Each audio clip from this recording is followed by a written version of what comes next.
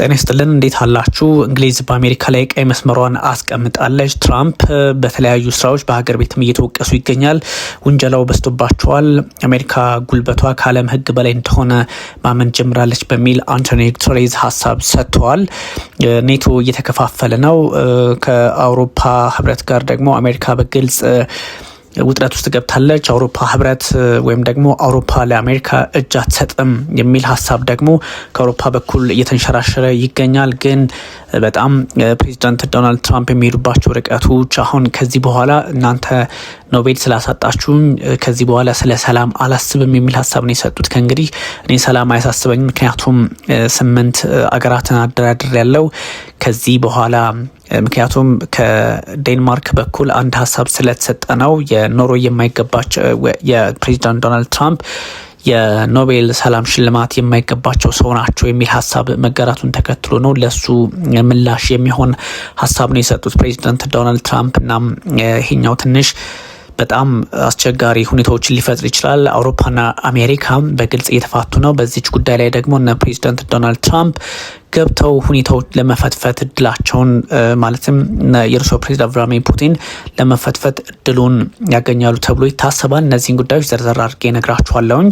ፕሬዚዳንት ዶናልድ ትራምፕ የኖቤል ሽልማትን እንግዲህ ባለማግኘታቸው ለኖርዌይ ደብዳቤ ጽፈዋል። እንግዲህ ለኖርዌይ ደብዳቤ ጻፉት ደግሞ ሽልማቱን ማግኘት አለብኝ የሚል ነው።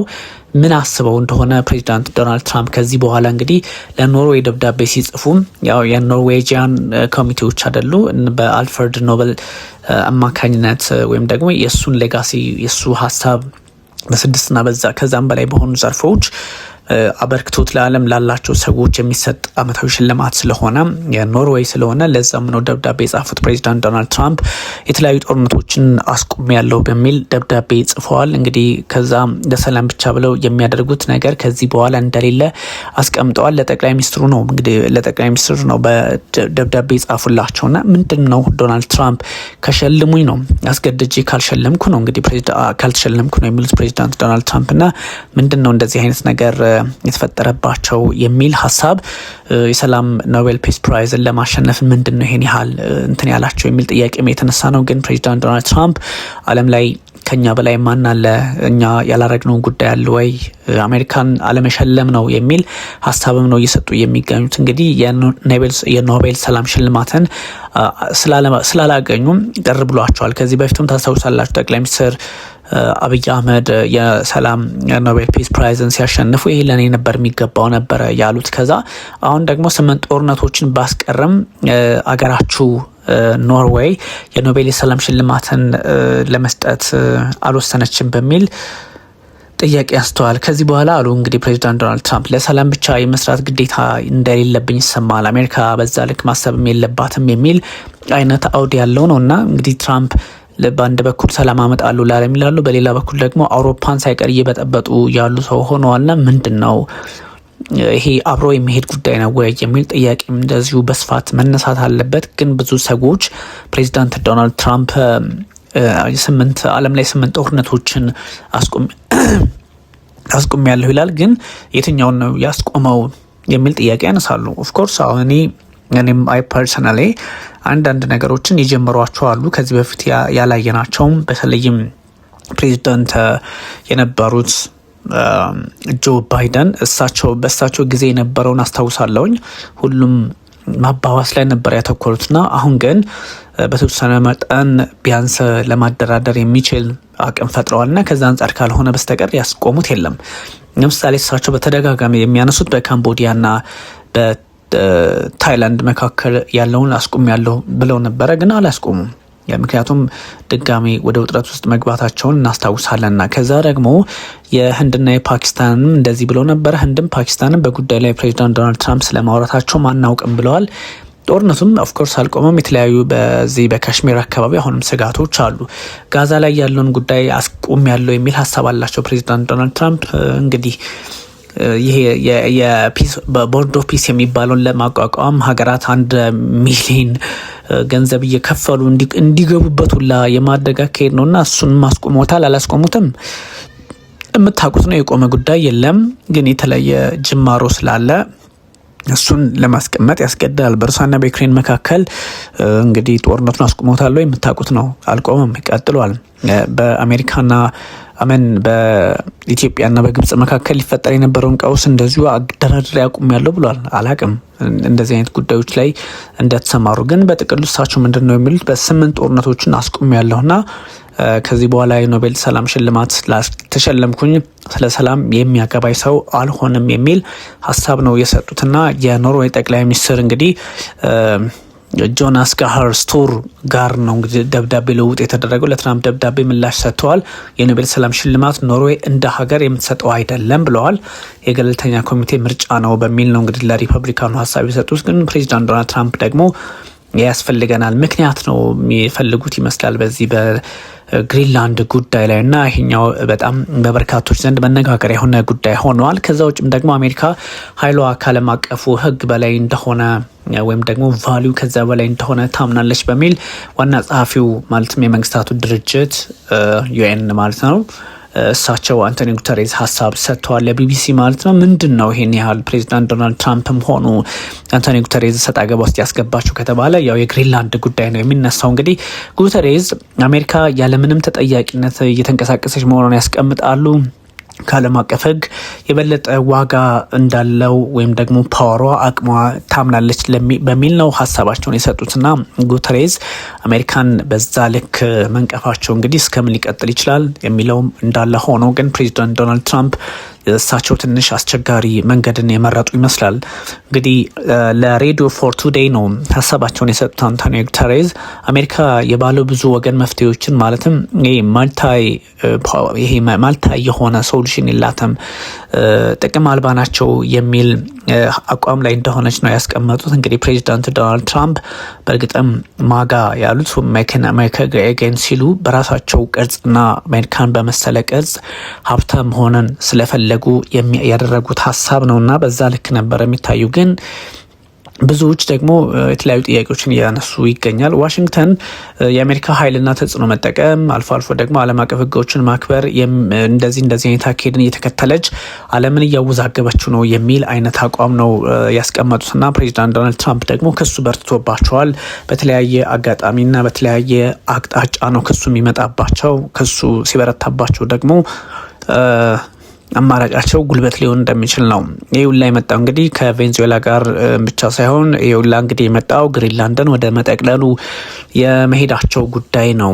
አንዳንድ እርምጃቸው ከአውሮፓ ህብረትና ከኔቶዎች ጋርም እያጋጫቸው ስለሆነ እጅግ አስቸጋሪ ነው። የመንግስታቱ ድርጅት እንግዲህ በምስረታው ላይ በፕሪንሲፕሉ በቻርተሩ አማካኝነት ሁሉም ሀገር ነው እንጂ አንዱ በሌላው ላይ የሚሄድ አይደለም። ወይም ደግሞ ከ193 አባል ሀገራት የተለየ አቋም ያለው አለ ተብሎ እንዲወሰድ አይፈለግም። ግን እውነትም አምስቱስ ከ193 ውስጥ አይደሉም ወይ የሚል ጥያቄ ሊነሳ ይገባል። ምክንያቱም በራሱ የመንግስታቱ ድርጅት የጸጥታው ምክር ቤት 5ቱን ሀገራት ቋሚ ስላደረገ ማለት ነው። የዴንማርክ ጠቅላይ ሚኒስትር የሰጡት ሀሳብም ከዚሁ ጋር አብሮ የሚታይ ነው። አውሮፓን ማስጨነቅ ወይም ደግሞ ማስገደድ አይቻልም የሚል ሀሳብ ነው የሰጡት። ምክንያቱም እንግዲህ ሜቴ ፍሬድሪክሰን ናቸው ያሉት። አውሮፓን ማስገደድ አይቻልም ያሉት ግሪንላንድን ፕሬዚዳንት ዶናልድ ትራምፕ ለመጠቅለል ፍላጎት ማሳየታቸውን ተከትሎ ነው። ትራምፕ አሜሪካ ግሪንላንድ ለመጠቅለል የምታደርገው ሙከራ የሚያሰናክሉ አገራት በተለይም እነዚህ 8 አገራት በዚህ በአርክቲክ ዙሪያ ያሉትን በማዕቀብ ሰለባ ጉዳቸውን እንደሚያፈሉት ፕሬዚዳንት ዶናልድ ትራምፕ ተናግረው ነበረ። እሱን ተከትሎ ነው የዴንማርኳ ጠቅላይ ሚኒስትር ፍሬድሪክሰን ሀሳቧን የሰጠችውና ትንሽ አስቸጋሪ ነው። አርክቲክ አካባቢ እንግዲህ 8 ሀገራት አሉ፣ ራሽያን ጨምሮ አሜሪካን ጨምሮ። ግን ከ8ቱም ሀገራት ከ8ቱ ሀገራት 7ቱ አርክቲክ ዙሪያ የሚገኙ ሀገራት የሰሜን አትላንቲክ የጦር ጥምረት ወይም የኔቶ አባል ናቸው። ከ8 ውስጥ አባል ያልሆነችው እንግዲህ ሩሲያ ነች። እነ ካናዳ፣ እነ ዴንማርክ ራሳቸው እነ ስዊድን ምናምን የመሳሰሉት ራሱ አሜሪካ እነሱ ያሉበት አካባቢ ነውና ትንሽ አስቸጋሪ ነው። ፕሬዚዳንት ዶናልድ ትራምፕ የሚሄዱበት ርቀት ትንሽ አፍራሽ እየሆነ መጥቷልና ክሱም የበዛባቸው ከዚህ አንጻር ነው። ትራምፕ ከፊል ራስ ገዟን የዴንማርክ ግዛት ነች፣ አውሮፓ ሀገሯን ማለት ነው፣ ግሪንላንድን ለመጠቅለል ያስቀመጡት ሀሳብን እንግዲህ በተለያየ አጋጣሚ በእቅዳቸው ውስጥ አስገብተውታል። ግን ከዴንማርክ በኩል ተቀባይነትም አጥተዋል። ታሪፍ ይጣልባቸዋል የተባሉ አገራት በጋራ በጋራ መግለጫ ወጥተዋል። ኤክሰፕት እንግዲህ የአውሮፓ ሀገራት እንደምታውቋቸው ከባድ አቋም ላይ ናቸው። ታሪፍ ለመጣል መዛት ግንኙነትን ያሻክራል በሚል እንግዲህ ጠቅላይ ሚኒስትሩ ሀሳብ ለማስቀመጥ ሞክራለች። ከዛ ውጭ ግን የሰሜን አትላንቲክ የጦር ጥምረት ኔቶ አባል ሀገራት የአርክቲክ ደህንነት ለመጠበቅ ቁርጠኛ ነን በሚል ደግሞ አቋማቸውን አሳይተዋል። ይህም ደግሞ በአሜሪካ ላይ ጫና ሊፈጥር የሚችል ነው እና ይሄኛው መግለጫ ያወጡት ምንድነው አውሮፓውያን አብረው በአሜሪካ ላይ ምን ሊፈጥሩ ይችላሉ የምታዩት ነው። እነ ጀርመን፣ ፈረንሳይ፣ ዴንማርክ፣ ፊንላንድ፣ ኒዘርላንድስ፣ ኖርዌይ፣ ስዊድን፣ ዩናይትድ ኪንግደም ወይም እንግሊዝ የመሳሰሉ ሀገራት በጋራ ጋዜጣዊ መግለጫ አውጥተዋል። የደንማርክ ጠቅላይ ሚኒስትር ደግሞ በተናጠል መልእክት አስተላልፈዋል። ሁሉም ግን ትራምፕን የማውገዝና የመክሰስ ነው። ምንድን ነው የሚለውም ትንሽ አስቸጋሪ ያደርገዋልና በግሪንላንድ ጉዳይ ከአሜሪካ ጋር በርካታ መሪዎች ተፋጠዋል። እንግዲህ ምላሽ ለመስጠት ተዘጋጅተናል የሚል ሀሳብ ሲሰጡ ነበረ። ምላሽ ተሰጠም አልተሰጠም ግን የፖለቲካ ስሜቱ በኔቶና በአሜሪካ መካከል እየለየለት መምጣቱን በግልጽ ያሳያል። በዚች ጉዳይ ላይ ግን ተጠቃሚ የሚሆኑ ሀገራት አሉ እንደነ ራሽያ ያሉ ሀገራት። ምክንያቱም ራሽያ ከአሜሪካም ከአውሮፓውያኖችም ጋር ትግባባለች ማለት አይደለም፣ ያው ትጋጫለች። የማይስማማት ነገር አለ።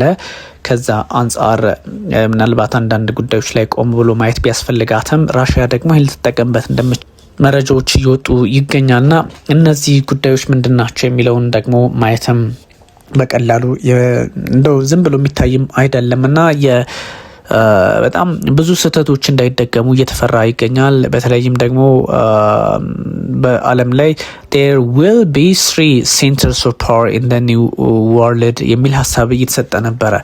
ይሄኛው 3 ጀግኖች ወይም ደግሞ 3 ሀያላን ሀገር ይኖራሉ ነው። እነሱ እንግዲህ እነማን ሊሆኑ ይችላሉ? ከኮልድ ዋር በኋላ የምታውቋቸው ሀገራት ናቸው እንደነ ቻይና፣ አሜሪካና ራሷ ራሽያ ታላቅ ሀገር ሆነው የመቀጠል እቅድ አላቸው ነው እየተባለ የሚገኘው። ስለዚህ ለዚህ ነው ብዙ ሰዎች አስቸጋሪውን ሁኔታ መፍትሄ መስጠት ያለባቸው እየተባለ የሚገኘው። ኔቶ ኔሽን ዴንጀር ስፓይራል የሆነ ነገሩ እየተፈጠረ እንደሆነ ለማስቀመጥ ሞክረዋል። ምክንያቱም የኔቶ አባላት ፕሬዚዳንት ዶናልድ ትራምፕ የሚሄዱባቸው ርቀቶች ወይም ፕሬዚዳንት ዶናልድ ትራምፕ ማዕቀብ መጣላቸው፣ በተለያየ አጋጣሚ የሚሰጧቸው አስተያየቶች ትንሽ ለኔቶ አባላት ፈተና ሆኖባቸዋልና እነዚህን ጉዳዮች መፍትሄ መስጠት አለብን ተብሎ ይታሰባል። ግን የፕሬዚዳንት ዶናልድ ትራምፕ አቋም yes will take Greenland because of European weakness Treasury Secretary ይሄን ያሉት እንግዲህ አሜሪካ ግሪንላንድን ትወስዳታለች ምክንያቱም እንግዲህ በአውሮፓውያን ድክመት ምክንያት ነው ያሉትና ይሄኛው አልቲሜትሊ አንድ ሀሳብ ይሰጣል። ስኮት ቢሰንት ናቸው ይሄን ያሉት። ስኮት ቢሰንት ማለት የግምጃ ቤቱ ወይም ደግሞ የገንዘብ ሚኒስትሩ ማለት ነው። እሳቸው ናቸው ይሄን ያሉት the US need to take control of Greenland because European nations are too weak to protect the strategic Arctic Iceland in a potential future conflict Treasury Secretary Scott ይሄ ምንድነው በአጭሩ ትሬሸሪው ያሉት ወይም የግምጃ ቤቱ ኃላፊ እሳቸው ምንድነው ያሉት አውሮፓውያን ደካሞች በመሆናቸው አውሮፓውያን መቆጣጠር ስለማይችሉ ግሪንላንድ ላይ ያለውን ችግሮች መያዝ ስለማይችሉ እኛ ገብተን እንያዝ የሚል ሀሳብ ነው ያለውና በግልጽ ችግር ነው።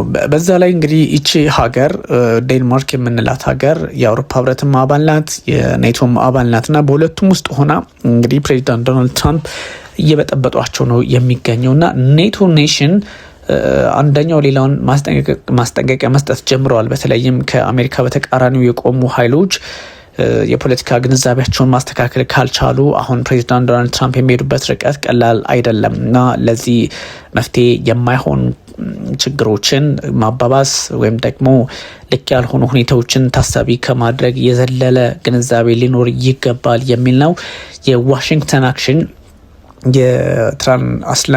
የትራንስ አትላንቲክ ወይም ደግሞ በዚህ በአትላንቲክ አካባቢ የሚደረገውን እንቅስቃሴ ለመቆጣጠር የተቋቋመውን ኃይል ኔቶን ማለት ነው እሱን የሚገዳደርና ከሱ ጋር አብሮ የማይሄድ እንደሆነ የሚጠቁም ነው ተብሎ ነው የተወሰደውና በጣም በዓለም ፖለቲካ ላይ እንደዚህ አይነት ችግሮች ተባብሶ ሊቀጥሉ እንደሚችሉ ማሳያ ሆነዋል። ምክንያቱም ፕሬዚዳንት ዶናልድ ትራምፕ በጣም የሙጠኝ ብለዋል በሆኑ ጉዳዮች ላይ። ስለዚህ በቀላሉ እንግዲህ የውጥረታቸውን በሌላ አቅጣጫ ሊተያዩ እንደሚችሉ ነው እየተነገረ ያለው። ግን የመንግስታቱ ድርጅት ዋና ጸሐፊም ሆኑ ሌሎች የሚመለከታቸው ዓለም አቀፍ ተቋማት መሪዎች ይህን አስቸጋሪ ጊዜ አብረው መወጣት እንዳለባቸውም የተነገረ ነው። ጉዳዩ ግን ውስብስብ ነው እየተባለ ይገኛል።